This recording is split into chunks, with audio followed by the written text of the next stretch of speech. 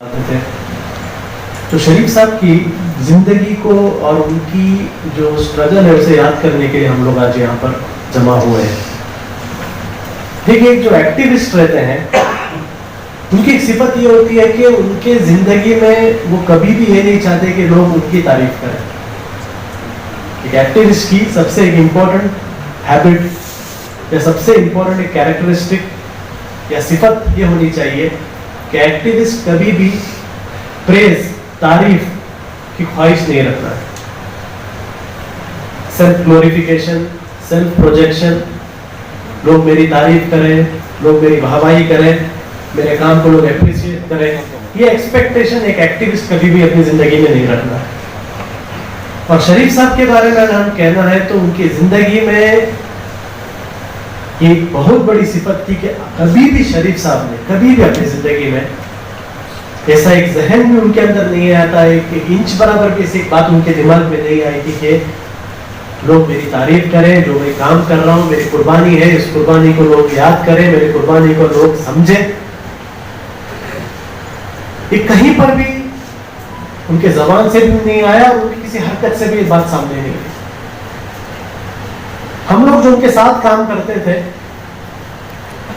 बहुत साल उनके साथ काम करने का मौका मिला। खासकर मैं जब ये पॉपुलर फ्रंट में उस वक्त KFD था, जब मैं आया 20 साल की उम्र थी मेरे वो टाइम पर, अब 18 साल ये तंजीम में गुजर गए हैं। और पूरे ये जो 18 साल है जो मुझे तंजीम में मिला, मैं अल्लाह का एक बहुत बड़ा शुक्र इसमें करता हूँ कि ऐसे एक लीडर के अंदर काम करने का अल्लाह मौका दिया। मरहूम KM Sharif popular front of India PFI के रियासती सदर रहे थे, जिनकी याद में इनकी खिदमात को याद किया गया।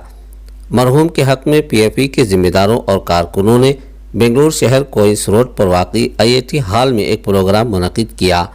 मरहूम की ज़िंदगी पर रोशनी डाली गई और बताया गया कि मरहूम KM शरीफ एक खुश मिजाज शख्स थे, जिन्होंने मुल्क में पसमानदा तबक़ात और अक़लियतों के ऊपर हो रहे नाइंसाफ़ियों के ख़िलाफ़ आवाज़ उठाई। KM शरीफ बासलाह शख्स थे, इस्लाही तकारीरों से लोगों को रोशनास कराया करते थे। सदाए हिंद उर्दू, मैं हूँ इम्तियाज़ुल्लाह खान। आज का जो प्रोग्राम हमारे जो पॉपुलर फ्रंट ऑफ इंडिया के एक्स चेयरमैन KM शरीफ साहब का एक ताज़ियती इजलास था।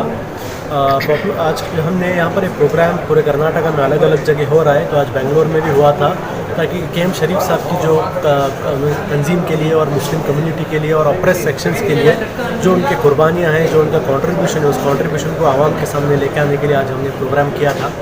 और इस प्रोग्राम में बहुत सारे ऐसी नई नई बातें पता चली जो हमें भी नहीं पता थी, उनके ज़िंदगी के बारे में, उनकी कुर्बानी के बारे में, किस तरीके से इंडिया में, खासकर कर्नाटका में और पूरे इंडिया के अंदर मुस्लिम कम्युनिटी के अंदर एक कॉन्फिडेंस बिल्डिंग का जो उन्होंने काम किया था, और जो पॉपुलर फ्रंट ऑफ इंडिया जैसी एक तंजीम को बिल्ड करने में उनका जो कंट्रीब्यूशन था, जो आगे जाकर आज इंडिया में मुसलमानों की एक बहुत मजबूत आवाज़ बन चुकी है। इस आवाज़ की शुरुआत में उनकी जो रिस्पॉन्सिबिलिटीज़ की और कॉन्ट्रीब्यूशन थे, उसके बारे में आज बहुत सारे बातें सामने आई। क्या ख़ास कुर्बानियाँ थी सर? एक दो ऐसी बातें बताइए जो कम्युनिटी के लिए ख़ासकर जो है, या फिर जो अप्रेस्ड क्लासेस हैं, जो मुसलमानों के अलावा जो गैर मुस्लिम पसमानदा तबक़ात के लिए जो है, उनकी क्या सोच थी, क्या फ़िक्र थी, क्या काम रहे उनके? देखिए, KM शरीफ के एक बहुत बड़ा उनका जो रोल ये है कि मुस्लिम कम्युनिटी और जो भी प्रोग्रेसिव ग्रुप्स हैं उनके बीच में ये संघ परिवार फैसिज्म के खिलाफ एक जॉइंट स्ट्रगल के लिए उनका बहुत बड़ा कंट्रीब्यूशन था।